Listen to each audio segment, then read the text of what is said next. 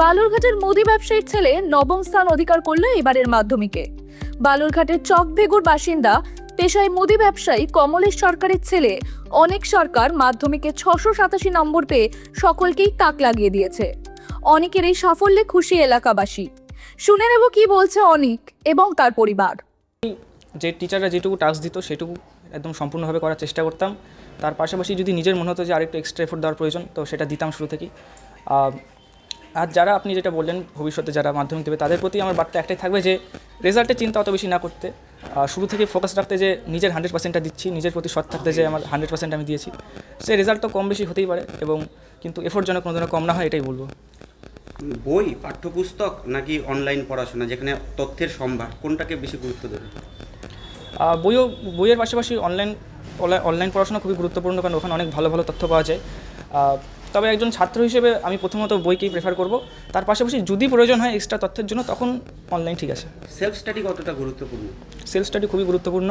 আমি টিউশনের পড়াশোনা তারপর স্কুলের পড়াশোনা বাদ দিয়ে যেটুকু সময় পেতাম সেলফ স্টাডি সেটা সম্পূর্ণভাবে ইউটিলাইজ করার চেষ্টা করতাম এবং সেটাই আমার সাফল্যের মূল কারণ। বাড়ির কাজ ছেলেকে সাহায্য করতাম। ও সবসময় ও ছোটোর থেকে পড়াশোনাটা এত ভালোবাসতো, খেলে দিলে শুরু করার পরে সঙ্গে সঙ্গে পড়তে বসে যেত। অনেক সময় বকা দিত অত পড়তে হবে না, কিন্তু আমার ভালো লাগে পড়তে বলতো। নিজের দায়িত্বটা খুব ভালোভাবে বুঝতো। আর সব থেকে বেশি গাইড করতো ওর ছোটো মা, আমার দেওয়ারের বউ। আর আমার দেওয়ার ওখানে ওই ছোটোর থেকে ওই ঘরেই পড়ে। আমি এখানে এই ঘরে থাকতাম, কিন্তু ওরা বসে থাকতো, কিন্তু পড়তো, বলতো খুব পড়াশোনা করে ভালো। বেশ ওদের কাছে জিজ্ঞেস করতাম পড়াশোনা ঠিকঠাক করে তোমাদের ঘরে থাকে? হ্যাঁ পড়াশোনা করে।